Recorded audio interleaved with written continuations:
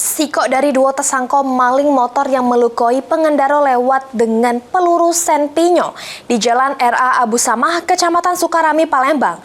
Dari hasil pemeriksaan tersangka bersama rekanannya yang masih DPO sudah beraksi di 11 TKP.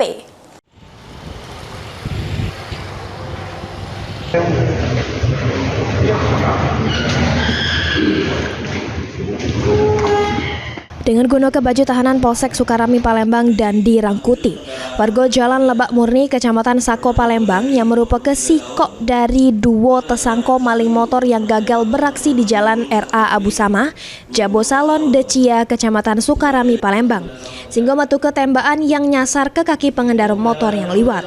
Dari tangan tersangka diamankan sikok sepeda motor Honda Beat sama helm yang digunakan tersangka pas beraksi.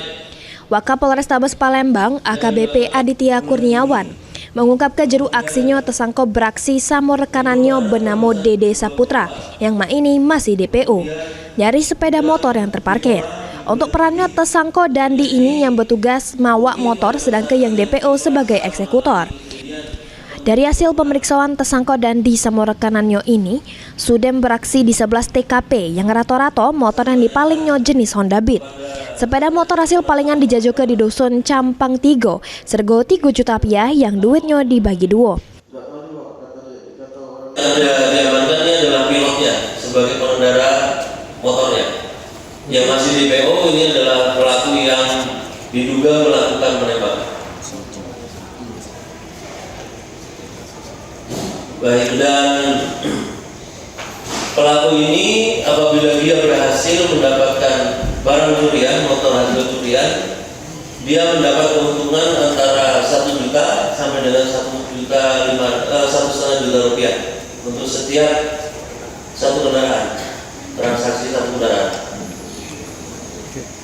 Di 11 TKP itu Bang menggunakan senpi juga Bang, dia berkalinya.